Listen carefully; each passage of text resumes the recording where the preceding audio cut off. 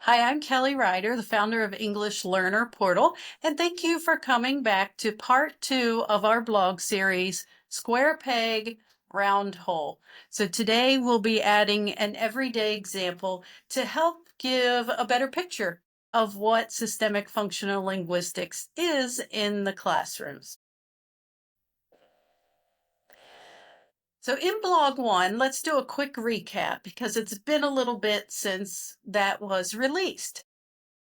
Our big challenges that as I'm talking to schools, going out to schools, these are some of the challenges that I'm hearing and seeing as we're visiting and talking. Our ELD teachers, especially, are, well, all teachers who are experiencing curriculum changes. There's a lot of that going on across the country right now as we try to match our curriculum to standards we are trying to work from. And it's leaving teachers a little bit confused, expectedly, or not sure what's coming next, not sure how to prioritize yet because everything is new. So, year 1 of curriculum implementation is always tough. Year 2, year 3, we start to figure out where we can fit all of the things in that we need to fit. What are our big ideas, and so on. So, right now, as we have a lot of folks starting new curriculum or within those first 3 years of new curriculum, we have folks feeling like they're winging it, especially our English language development teachers, because they're one step removed from the professional development, oftentimes, from the daily planning conversations at the grade level, from just a lot of the pieces, because most of our ELD teachers teach multiple grade levels. So there's a lot to learn on top. Everyone's worrying about student growth and success. Every time you have a shift or a change, it causes a little bit of a delay, a little bit of moving backward before we can take 2 steps forward. Even if you're not shifting curriculum, we are still always worrying about our student success. That's why we do what we do. Another ongoing challenge that I hear is time. Planning time, especially collaborative planning time, teaching time, the amount of time English language development teachers have with students, the amount of time they have to plan if they're pushing in or co-teaching with their co-teachers is always a challenge. And as I said, we're just sometimes still really uncomfortable with what the classroom content expectations are because we're all trying to figure this out together. So it takes some time. Some of what I hear going from school to school are things like, I don't have time for English language development curriculum or standards. I push in all day. I don't get as much time and flexibility because the curriculum is scripted. Or I'm teaching letters and phonemic awareness rather than ELD, and you're just getting by or feeling lost. So throughout this blog series, I'm going to address all of these because, of course, they raise concern for me as well. We are federally required, federal level requirement to provide identified English learners, as the federal term, multilingual learners, CLDE, lots of different terms within the states, but the federal term is still English learner. We are required to provide our English learners with regularly scheduled instruction from an English language development curriculum based on English language development standards. That's the requirement. Now, as I said, we're having a lot of challenges fulfilling that because of the time, the number of students, and the lack of adults who can handle all of these things. So, throughout the blog series, I want to talk about some of these topics and give some tips and ideas of how we can still meet our federal requirements, but be a little bit more flexible. The days of teaching a separate ELD curriculum are harder and harder to come by. The reality is that each year, more and more of the English language development community is expected to work within the content area curriculum. And it is absolutely possible, but we have to remember that as English language development teachers, you have the responsibility to make sure you are teaching to English language development standards. And that's our job at English Learner Portal, is to help you figure out how you can do that within the content classroom. And it is possible. It just takes some mind shifts, right? We have to kind of let go of the old and open our minds to the new. So for the rest of this blog series, that's what we'll be talking about.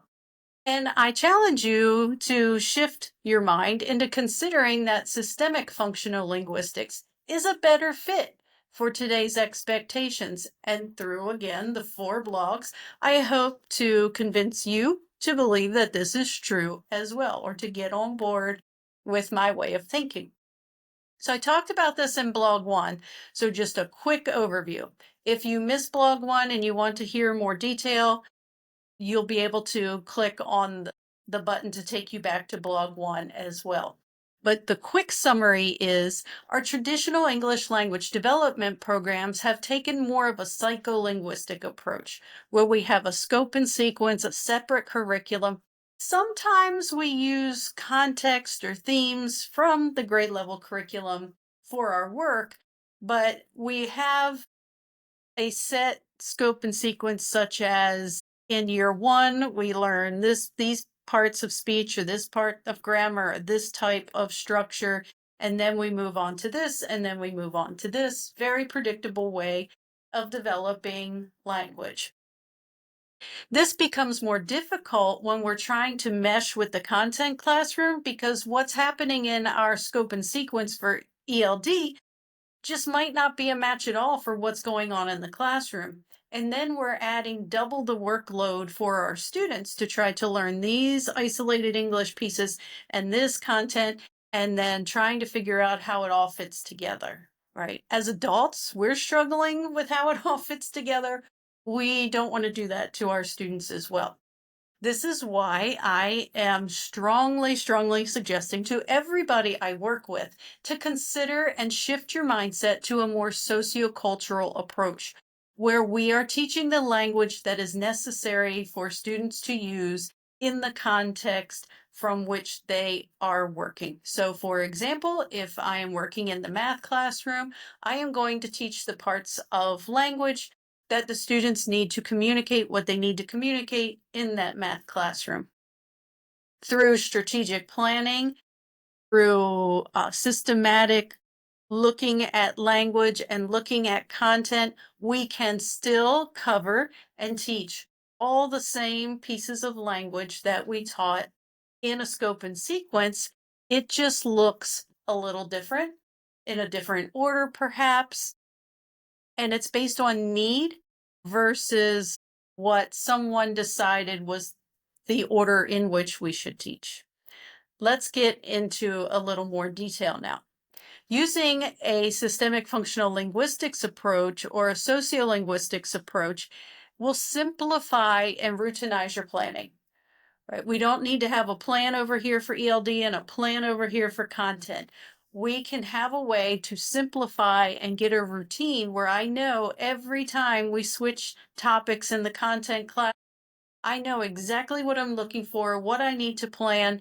I can get it, analyze it really quickly, get my lessons together, think of my objectives, and roll. That's our goal through systemic functional linguistics. We are using this to teach to a purpose, as I said, right? We have a need to communicate. We have something we want to communicate, and we need the language to do that. So we are teaching to that purpose each and every day. In order to do this, you really need to develop your expertise in functional language planning. Functional language planning is the day-to-day practical application of the umbrella of systemic functional linguistics. I know there's a lot of lingo in there, but you have systemic functional linguistics is the research base, the theory, the umbrella, and the practical side of that is functional language planning. And becoming a functional language planning expert is the transformation you need to reach new heights in flexibility, efficiency, and effectiveness. We're trying to fit that square peg in a round hole. It's not flexible. We need a way that is flexible, it's quick, it's efficient, and above all, it's truly very effective because it aligns everything that the students are thinking, the concepts, the content, the language are all aligned and can be taken in together rather than students trying to put together all these separate pieces. Quick review from blog number one. In this scenario, in all scenarios, the content teacher has a role, a very specific role when it comes to teaching our students. And our English language development teacher, our ELD teacher, has a very specific role. Now, there's overlap, of course, and there are times where we can shift back and forth and trade off. But overall, there's a place for the content teacher and a place for the ELD teacher. We're going to be talking about this for the rest of this blog series because this is where I see things crumble a bit when I visit schools and classrooms. We're not getting a real clear definition of role. And some clues I get about that would be if I'm talking to an ELD teacher and I say, tell me about your small group structure. So you get to pull out your beginners and tell me what you do during that time. What curriculum are you using? What's your focus? And I hear things like, I never get to the curriculum because I'm always helping them finish their work, or I've been asked to, reinforce the phonics and phonemic awareness. We'll get into a lot more detail with that in the next two blogs, but I want to put it up right now because it's on my mind and on my heart because I've had a number of these conversations in the last 2 weeks. If a student is unable to do an assignment in the regular classroom, that tells me that that assignment or that content has not been broken down to the point where it's comprehensible for this student. So we have two options. We need to really work on our comprehensibility and breaking things down to the big ideas for our beginning English learners, or we need to come up with an alternate assignment, or we need to accept that sometimes a basic understanding of the big ideas is as much as we're going to get in the time that we have because we are dealing with learning language and learning content and all of that all at the same time. That's not low expectations. That's being realistic. If I am taking an assignment that's well above my language level and it's taking me an extended period of time to create it, I want you to really think hard of what the value is of that assignment and how crucial is it really? Because consider all the other learning that could be taking place while that student continues to spend time trying to accomplish an assignment that doesn't match their proficiency level expectations. I know that's a mind shift, but please roll that around in your mind. Again, we'll talk about it more, but I had to get that off my chest today because we're spending a lot of time trying to get students to accomplish something that we know is significantly above their developmental level. And that's just like insanity is continuing to do something that doesn't work, right? Let's find alternate options. Here's an example that came up in a recent planning time for a school that I work with doing professional development and coaching. How do people adapt to new experiences and make a new place home? This is the essential question from the English language arts curriculum for one of the units. How do people adapt to new experiences and make a new place home? And for copyright purposes, I'll say it's an HMH prompt from one of the HMH lessons. That's what the district is using. So in collaborative planning, we got to talking about this. What language will students need to be able to access whatever the curriculum wants to do with this essential question. What language will students need to be able to talk about this essential question with their peers? What language will students need to be able to, in time, write about this and talk about what they know and what they've learned? This is where functional language planning comes into place. So the curriculum will take you through, and they're going to be sharing personal experiences, perhaps narratives, as one piece. It's a much larger picture of what they're going to learn in this, but one piece that we'll talk about will be the sharing personal experiences, right? They're going to talk about moving or someone they know that moved or going new places. And I revised the content chart to help us see that there is some overlap, right? Is teaching the target vocabulary because it's in the English language arts curriculum. Content teacher's role. The ELD teacher is absolutely reinforcing that, using the same vocabulary, modeling it, using it in the sentence frames and starters, making sure it stays alive in the classroom. Both teachers are looking for opportunities for interaction. Where in the curriculum are there places where we can pause and have conversation? We need to use the language to learn the language. We need students to talk to each other and participate in language. That oral language is the foundation for their literacy. So we must find opportunities for interaction.